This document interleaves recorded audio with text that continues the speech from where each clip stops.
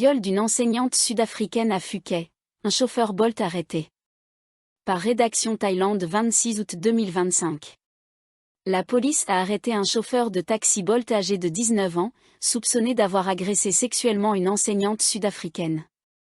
La victime, âgée de 28 ans et employée dans une école privée de Phuket, a déposé plainte le dimanche 24 août au matin.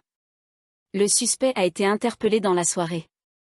Le chauffeur, identifié comme Chalerm Fetch, originaire de la province de Trang, a été appréhendé dans une chambre louée à Mousset, dans le sous-district de Tep Krasatri, avant minuit le 24 août. Après avoir examiné l'historique de l'application utilisée par la victime, les enquêteurs du commissariat de Talent ont retrouvé et arrêté le suspect. Des effets personnels de la professeure ont été découverts, conduisant à son transfert immédiat au commissariat pour poursuite judiciaire. Selon la plainte, la victime avait passé la soirée du samedi avec des collègues dans un restaurant de Bang Tao, sous-district de Cherng Talay. Entre 1h et 1h30 du matin, elle a commandé un taxi Bolt. Après avoir déposé un autre passager, le chauffeur aurait immobilisé son véhicule dans le quartier de Sombunsab, sous-district de Sri Sinton, et l'aurait agressé sexuellement dans des buissons à proximité. Un témoin a surpris l'agression, forçant le suspect à prendre la fuite. Le citoyen a immédiatement alerté les secours et la police, qui a porté assistance à la victime. Sous le choc, celle-ci a d'abord demandé à être raccompagnée chez elle avant de déposer une plainte officielle le lendemain matin. Les enquêteurs ont enregistré sa déposition et organisé un examen médical à l'hôpital Talent afin de recueillir des preuves. À l'approche de Kajiki, transformée en tempête tropicale, les autorités thaïlandaises renforcent les mesures d'urgence. Nan et plusieurs provinces du nord sont particulièrement menacées par des inondations majeures. Niveau d'alerte maximale dans toute la Thaïlande. Les autorités ont relevé le niveau d'alerte au maximum dans tout le pays, alors que le typhon Kajiki s'est transformé en tempête tropicale et se situe actuellement dans le nord de Vientiane, au Laos. Il devrait encore s'affaiblir et devenir un système dépressionnaire puissant au-dessus de la province de Nan d'ici ce soir. Kajiki devrait provoquer de fortes pluies, des crues soudaines et des glissements de terrain dans le nord et le nord-est de la Thaïlande. Nan est la ville la plus menacée. Seré Supratid, directeur du Centre sur le changement climatique et les catastrophes naturelles de l'Université de Rangsit et vice-président de la Fondation nationale pour l'alerte aux catastrophes, a publié tôt ce matin une mise à jour indiquant que Nan est la ville la plus exposée. Selon lui, il existe 10% de chances que les précipitations dépassent 500 mm dans la province. Nous devons nous préparer au pire. Des inondations et des crues soudaines sont inévitables, avec un fort risque de débordement des rivières, a-t-il averti. Il a ajouté que les bassins fluviaux de Nan et Yom disposent encore d'une capacité de stockage pouvant atténuer, mais non empêcher, de graves inondations. Mise en place de cellules de crise. Le Centre national d'alerte aux catastrophes a activé une cellule de crise en coordination avec plusieurs départements. Les autorités locales des provinces à haut risque ont été invitées à mettre en place des dispositifs similaires afin de renforcer la surveillance, planifier d'éventuelles évacuations et coordonner les interventions d'urgence. Kajiki, Bangkok sous haute vigilance.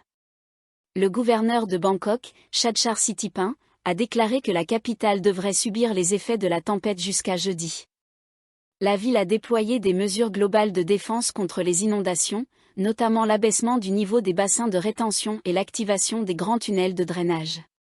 L'autorité métropolitaine de l'électricité a reçu pour instruction d'intervenir rapidement en cas de coupure de courant afin d'éviter toute défaillance du système de pompage. Chadchar a souligné que, bien que les niveaux d'eau ne soient pas encore critiques grâce à une récente accalmie des pluies, certaines zones restent sous surveillance particulière, dont la route Vibhavadi Rangsit, l'université Kazetsar, les projets ferroviaires Orange Line et Purple Line, la route Chang-Akauti dans le district de Don Muam. Certains problèmes de drainage liés à des chantiers ont déjà été résolus.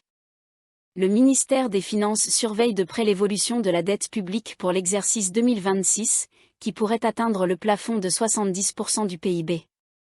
Un tel dépassement limiterait fortement les marges de manœuvre économiques du pays. Lors de la 3e réunion du Comité de politique et de supervision de la dette publique pour 2025, présidé par le ministre des Finances Pichai Chunavajira, le plan de gestion de la dette publique pour 2026 a été approuvé.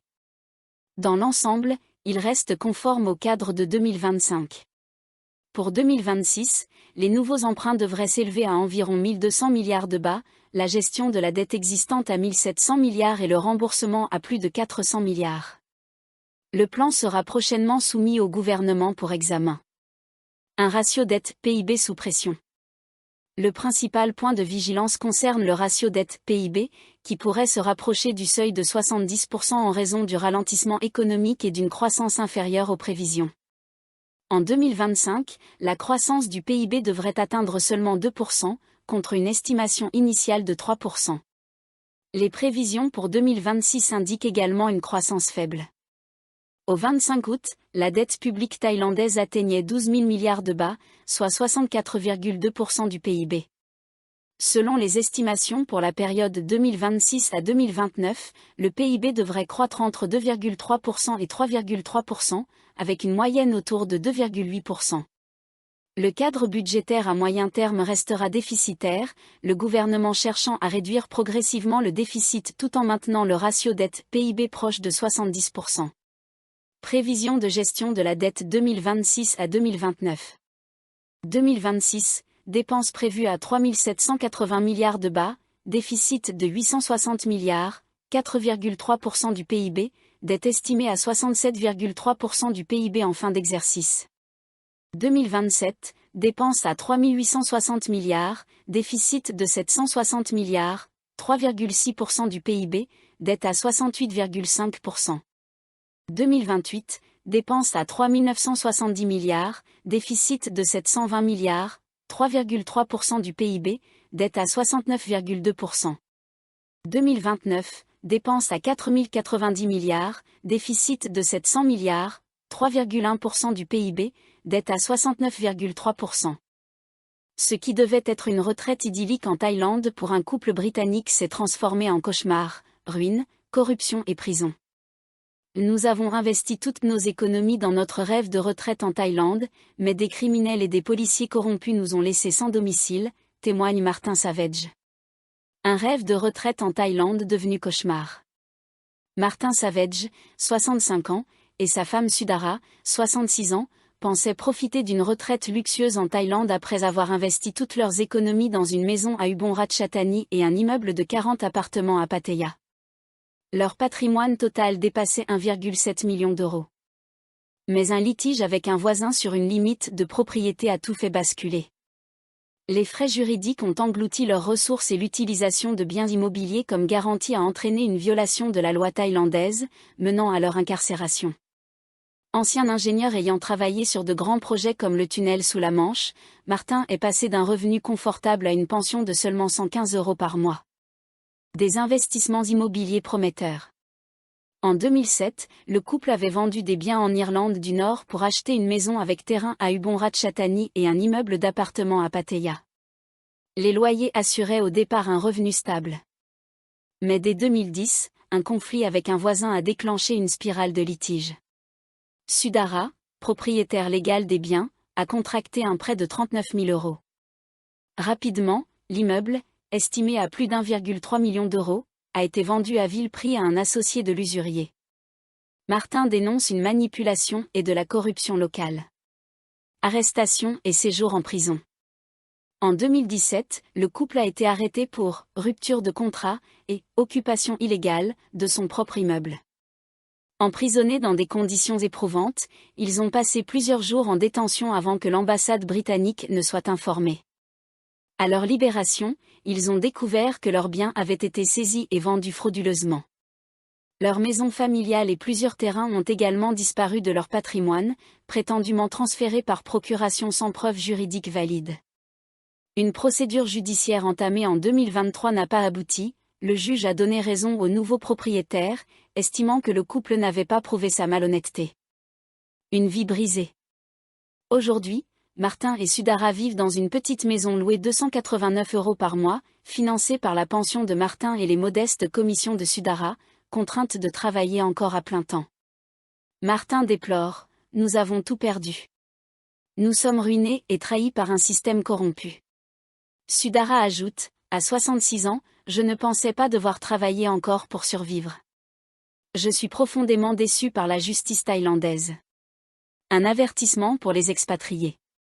Le couple met en garde les étrangers qui envisagent de s'installer en Thaïlande, derrière le rêve exotique, les risques de corruption, d'arnaques immobilières et de discrimination peuvent transformer une retraite en cauchemar. Le ministère britannique des Affaires étrangères a confirmé avoir apporté son soutien, mais l'affaire a été considérée comme un litige local sans enjeu national. Leur histoire illustre la fragilité des investissements immobiliers en Thaïlande pour les expatriés et la difficulté de faire respecter leurs droits face à un système souvent opaque.